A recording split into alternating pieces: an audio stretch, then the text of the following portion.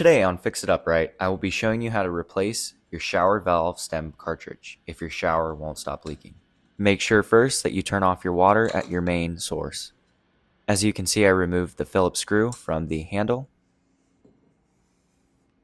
Then let's turn the cover counterclockwise until it is completely off. Once it's removed, you'll see a piece of plastic that has threads on it. Turn that counterclockwise as well.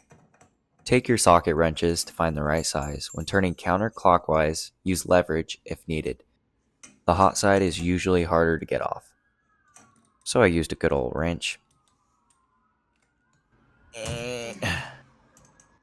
Go ahead and unscrew it the rest of the way.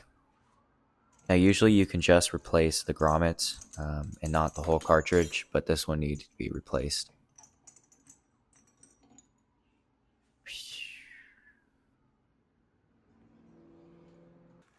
Now get your good old replacement part from Home Depot or Lowe's and stick it right in the hole and make sure to not cross thread it.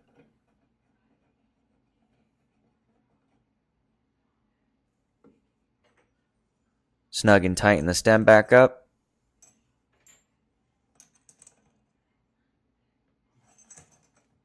Not too tight, don't break it. Once you have that done, reinstall your plastic thread that holds on your trim piece.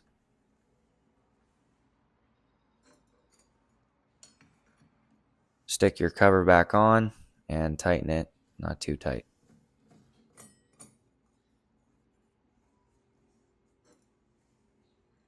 Now let's go ahead and grab our handle and find our Phillips screw and go ahead and tighten that down.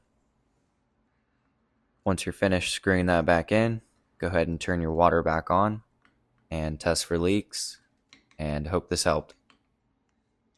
Subscribe, comment, and like if you like more of this content.